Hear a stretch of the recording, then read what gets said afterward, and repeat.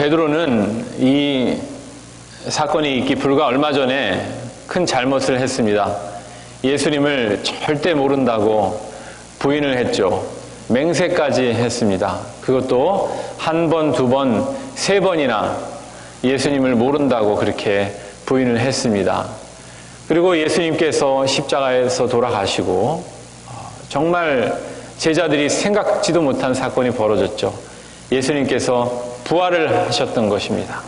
부활하셔서 제자들에게 나타나시고 이번에는 제자들이 갈릴리 바다에 가서 다시 고기를 잡는 그때에 예수님께서 나타나셨습니다.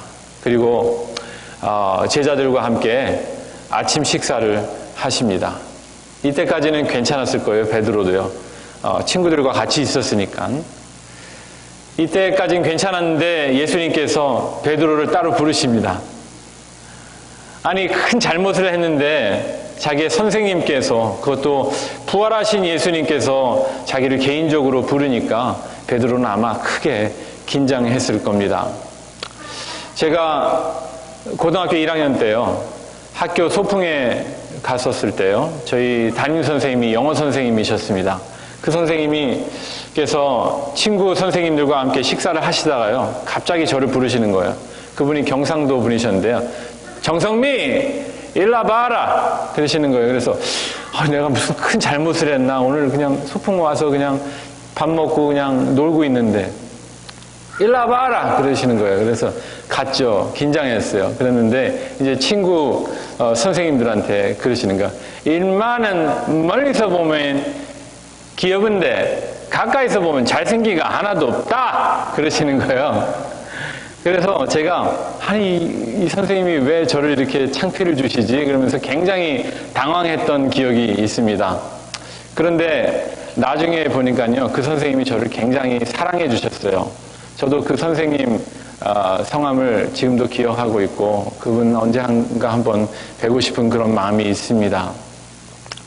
누군가 내 이름을 갑자기 부르면요, 긴장하게 되어 있는데요, 이 예수님께서 베드로를 이름을 부르시는 거예요. 그것도 풀네임을 부르시는 거예요. 이 장면은요, 부활하신 주님께서 베드로의 실수를 이제 덮어주시고 다시 주님의 사역에 베드로를 세우시려고 하시는 그런 장면입니다. 아무런 관객도 없어요. 어떤 위임장도 없습니다. 그런데 저는 이 장면을 위임식이라고 부르고 싶습니다. 위임식. 그것도 사랑의 위임식이라고 저는 부르고 싶습니다.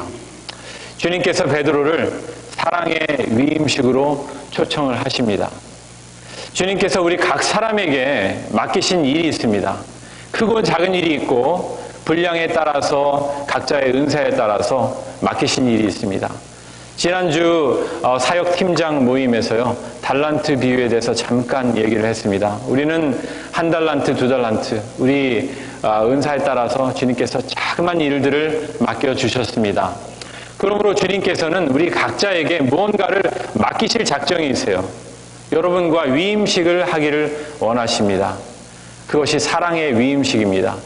이 베드로를 만나신 주님께서 여러분을 만나십니다. 그러므로 이 장면, 우리의 모습과 베드로의 모습을 오버랩하시면서 우리 생각을 해보셔야 돼요. 이때 예수님께서 베드로를 풀네임으로 부르셨다고 그랬잖아요. 베드로를 부르실 때 베드로 이리 와봐라, 그렇게 해도 다 알고, 베드로 거기 한 명밖에 없었거든요. 시몬 그래도 아마 왔을 겁니다. 그런데 예수님께서 요한의 아들 시몬아, 그렇게 딱 부르시는 거예요.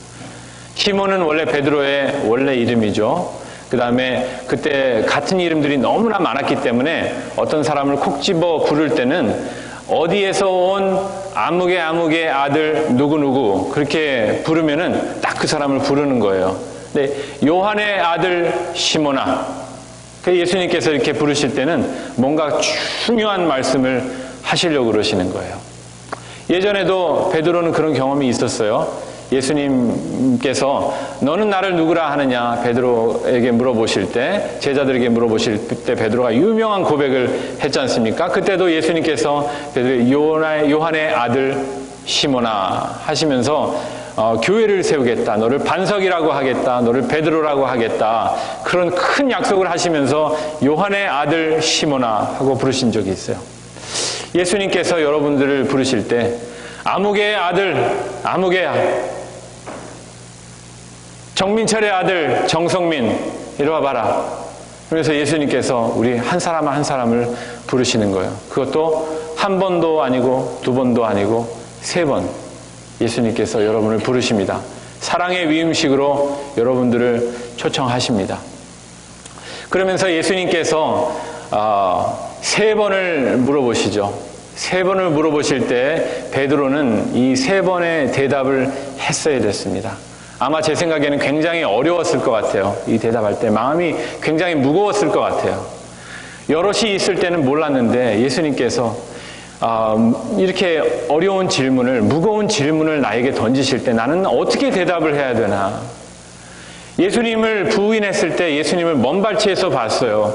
예수님이 저기 계셨기 때문에, 내 앞에 계시지 않았기 때문에 부인하기도 어쩌면 쉬웠을 거예요. 나 저분 몰라요. 나 저분 몰라요. 사람한테 부인하는 줄 알고 그렇게 생각을 했을 거예요. 그런데 지금은 이 부활하신 예수님이 바로 베드로 앞에 계신 거예요. 베드로 앞에서 베드로야, 네가 나를 사랑하느냐? 그래 심각하게 물어보실 때 베드로가 거기에 어렵게 한 번씩 그렇게 대답하는 이 어려운 마음을 한번 생각을 해보세요. 주님께서 우리를 부르실 때 우리는 너무나 주저하는 마음이 있어요. 왜 그런가요?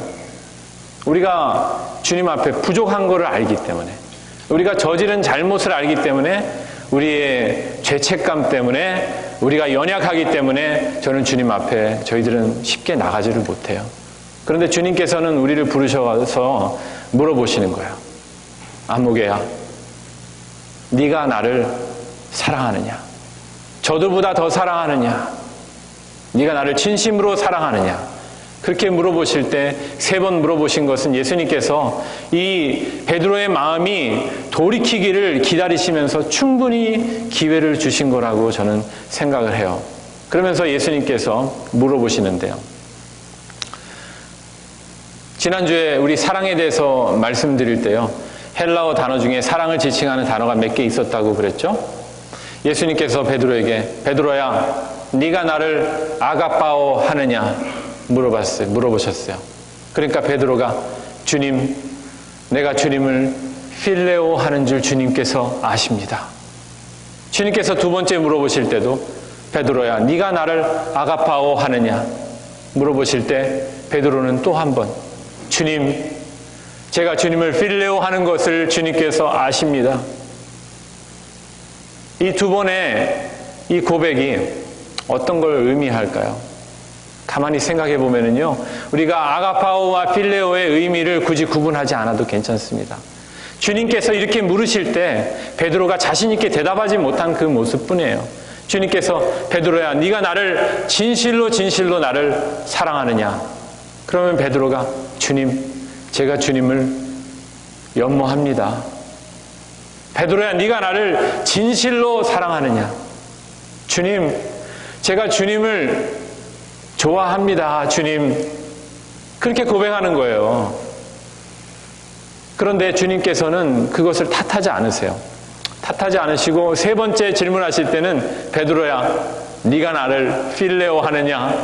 그러니까 베드로가 마음에 걱정되고 근심이 되지만 주님께서 다 아십니다. 내가 주님을 필레오 하는 걸 주님께서 아십니다. 그렇게 말씀하셨어요. 그것은 무엇을 의미하는가 하면은요, 우리의 부족한 사랑을 주님께서 받아주신다는 거예요. 우리는 부족하지만, 연약하지만 주님 앞에 자신 있게 사랑한다는 말도 하지 못할 정도로 우리는 작은 사랑을 가지고 있지만 주님께서는 그것을 받으신다 하는 겁니다.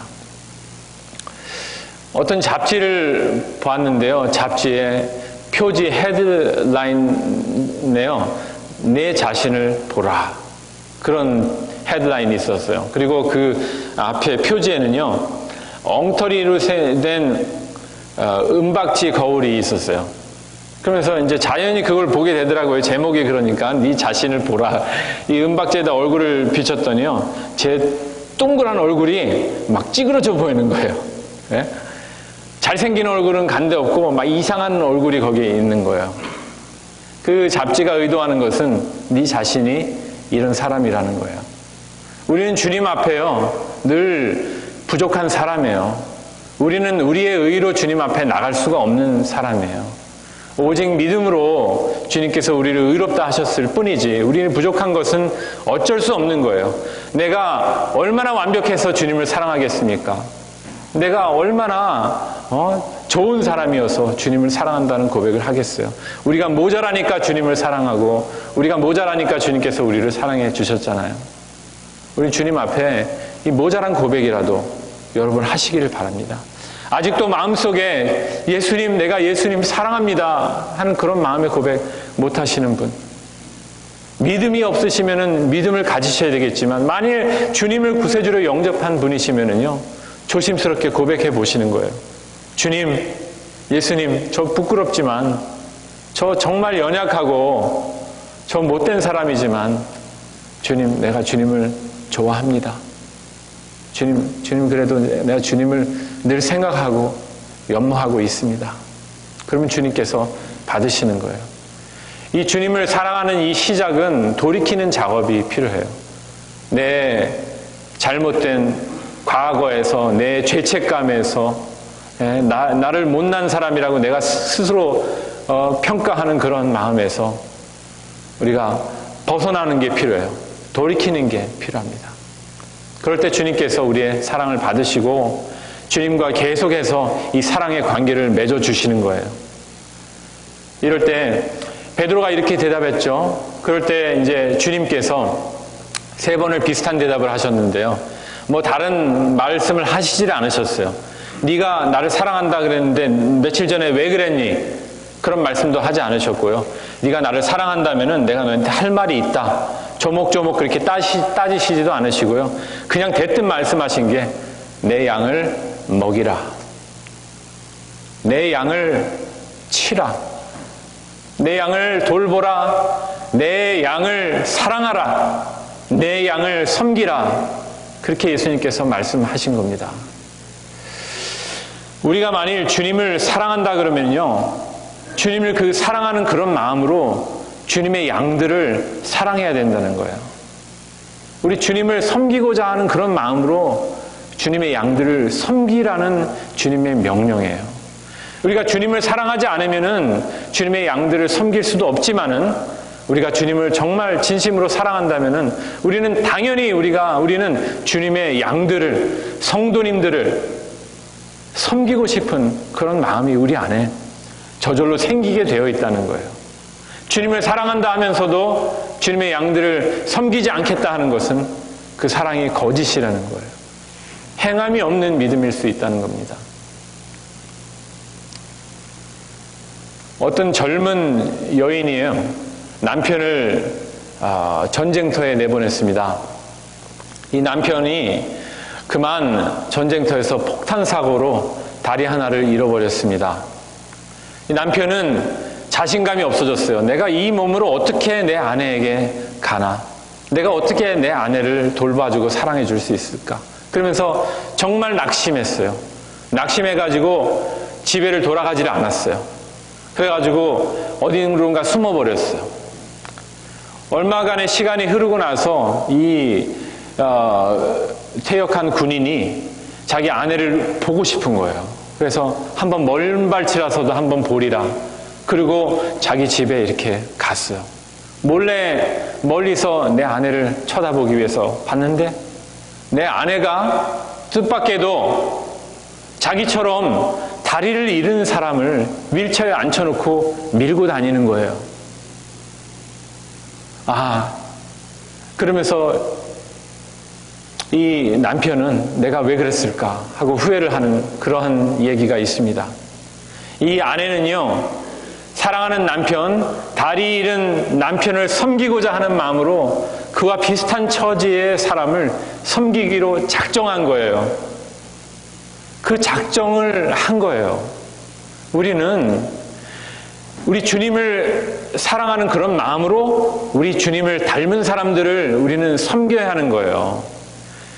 주님을 섬기는 마음으로 주님께서 사랑하시는 그런 사람들을 우리도 섬겨야 하는 거죠. 우리는 주님의 양들의 손과 발이 되어야 되는 거고, 눈과 귀가 되어야 되는 거고, 입이 되어줘야 되는 거예요. 주님께서는 그것을 원하시는 거예요. 그래서 다른 말씀 하나도 안 하시고 내 양을 섬겨라 하는 거예요. 우리는 어떻게 주님의 양들을 섬길까요? 우리는 너무 연약하잖아요. 그죠? 베드로처럼 연약하잖아요.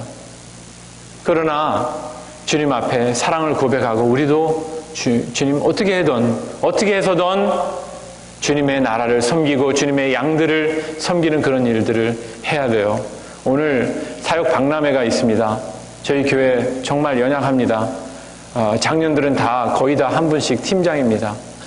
그래서 여러분들 팀장님도 다른 팀에 자원을 하셔야 되는 그런 처지에 있습니다. 그러나 여러분, 우리 주님을 사랑하는 마음으로 우리는 주님의 나라를 섬기고 교회를 섬기고 우리 옆에 계신 성도분들을 섬기고 우리보다 더 연약한 자들을 섬기고 나가서 구제도 해야 돼요. 나가서 선교도 해야 되고 더 힘든 분들 우리가 섬겨야 돼요. 어떻게든 더 도와드려야 되고 또 복음으로 인도해야 되고 복음이 없는 분들에게는 그런 작업을 우리가 해야 되는 거예요. 큰 교회에서 10번 나가면 우리 교회 한 번이라도 나가야 되는 거예요. 큰 교회에서 힘드신 분 100명 섬기면은 우리는 단 2명이라도 섬겨야 되는 거예요. 일이 크고 작은 게 문제가 아니고 횟수에 많고 적은 게 문제가 아니에요. 우리가 주님을 사랑하는 마음으로 주님의 양들을 섬기고자 하는가? 또 우리 옆에 계신 우리 성도님들, 내가 정말 사랑하고 내 가족처럼 우리 EM들 보시면 우리 아이들처럼 어버이들 뵈면은 우리의 부모님들처럼 삼촌처럼 오누이처럼 그렇게 우리가 사랑하고 있는가? 그 다리 잃은 남편 대신에 2 다리를 모두 잃은 남자를 섬기는 그 여자의 마음처럼 말이죠. 이렇게 주님께서 이런 명령, 이 사랑의 위임식을 하시는 거예요. 그리고 이렇게 내 양을 먹이라 하시고 난 후에 예수님께서 베드로에게 하시는 말씀이 있습니다. 진실로 너에게 이르노니 네가 젊었을 때는 네 마음대로 옷 입고 네가 원하는 곳을 가겠지만은 나이를 먹으면 남들이 너 원치 않는 옷을 입히고 네 팔을 벌릴 거다. 그리고 너를 팔을 벌리고 너를 원치 않는 곳으로 데리고 갈 거다. 예수님께서 그렇게 말씀하셨는데 우리는 다 그것이 무엇을 의미하는지 알 수 있어요. 알고 있어요. 베드로가 바로 예수님의 길을 걸어가게 될 것이라는 것을 예수님께서 말씀을 하신 거죠. 예수님처럼 옷을 벗기고 자기들 재미대로 자색 옷을 입혔다 벗기고 예수님처럼 십자가에 가로로 된 나무 아마 그랬을 것입니다. 그 나무를 어깨 위에 올려놓고 팔로 묶고 팔을 벌리고 십자가의 형장으로 끌고 간 예수님의 그 고난, 그 고난을 베드로도 당할 거라고 예수님께서 말씀을 하시는 거예요. 주님을 따르는 길이 그것입니다. 주님을 섬기는 길, 주님을 사랑하는 길, 성도를 섬기는 길, 그 길이 이렇게 쉽지 않습니다. 고통스럽고 때로는 창피스럽고 때로는 너무나 어렵고 고난이 되는 길이에요. 쉽지 않습니다. 때로는 그만두고 싶을 때도 많이 있을 거예요. 매주 힘든 순간들이 다가올 거예요. 예수님의 고통만큼은 아니지만은 참 어려울 거예요. 견디기 힘들 수도 있습니다. 그러나 이 길이 주님을 사랑하는 길, 주님을 닮아가는 길, 주님을 따라가는 길이에요. 우리 이 길을 걸어가야 돼요. 고통의 길이 있더라도 그 길을 걸어가더라도 고난이 있더라도 결국에는 주님께서 주시는 큰 상급이 있을 겁니다. 주님께서 우리에게 주시는 열매가 있을 거예요. 우리가 계속해서 주님을 섬기고 성도를 섬기는 길이 바로 그런 길이에요. 저희 집 바로 앞집이에요. 저희 집 드라이브웨이를 들어가면은 집이 있는데요. 그 사이에 그 옆에 집이 있는데 그 집에 감나무가 하나 있습니다. 이 감나무가 보잘것이 없습니다. 이 주인이 백인인데 감나무가 뭔지를 몰라요. 감을 안 먹어봤나 봐요. 이 감나무가 우리 여기 있는 감나무 동그란 감이 열리는 게 아니라요. 봉시감이 열리는 그런 나무예요. 그러면서 저한테 제 친구거든요. 그 사람이. 이 나무 신경 안 쓰니까 네가 가을에 그냥 아무거나 그냥 따다가 먹어. 이거 거의 죽어갈 것 같아. 그렇게 얘기를 했어요. 그랬는데 이 나무가요. 똑바로 이렇게 자라지도 않고 막 곱았어요. 곱고 막 껍질이 벗겨질 것 같이 생겼어요. 여름에 이파리도 많이 열리지 않았어요. 제가 볼 때는 감나무가 건강하지 않습니다. 그런데 놀랍게도요, 올해 가을에 이 봉시감이 열렸는데요, 저희가 한 연화무게 땄는데도 아직도 50개, 60개가 거기에 걸려 있어요. 이 주먹보다 더 큰 봉시감이 노란 점들이 막 열려 있는 거예요. 이제 나뭇잎이 다 떨어졌거든요. 그런데도 아직도 이 나무는 이 봉시감을 붙들고 있는 거예요. 그 나무를 보면서 이게 성도의 길이구나. 우리 성도의 길이 고난이 있을지라도 어렵고 힘들지라도 이 길을 걸어가면 주님께서 열매를 맺어주시는구나. 이 열매가 우리의 상급이 되겠구나. 우린 계속해서 이 길을 걸어가야지. 사랑의 위임식이라고 말씀을 드렸습니다. 주님께서 모든 주님의 백성들에게 대명령을 주셨습니다. 마태복음과 사도행전에 있는 모든 백성에게 나가서 제자 삼으라는 대명령을 주셨는데요. 이 대명령 모든 사람 다 앉혀놓고 예수님께서 다 따르라 그러면 아멘 하지만은 예수님께서는 각자에게 위임식을 하시는 겁니다. 이 바로 예수님께서 베드로에게 이 사랑의 위임식을 하시는 거예요. 예수님께서 여러분들을 몇 번이고 부르실 겁니다. 여러분 거기에 응답 못하실 적도 많았을 거예요. 여러분 예수님께서 여러분을 이름을 부르십니다. 어느 순간에 예수님이 여러분을 부르신다는 것을 확신할 때가 계실 거예요. 예수님 나를 부르시는구나. 나에게 이것을 하라고 하시는구나. 나를 간청하시는구나. 나를 재촉하시는구나. 나에게 간청하시는구나. 예수님께서. 예수님 제가 따르겠습니다. 저 예수님 사랑합니다. 예수님 사랑하기 때문에 저 이 일 하겠습니다. 예수님 섬기는 이 일을 가겠습니다. 우리는 그렇게 대답해야 될 거예요. 예수님께서 원하시는 그 섬김, 주님을 섬기고 성도를 섬기는 이 길에는 먼저는 돌이킴이 필요합니다.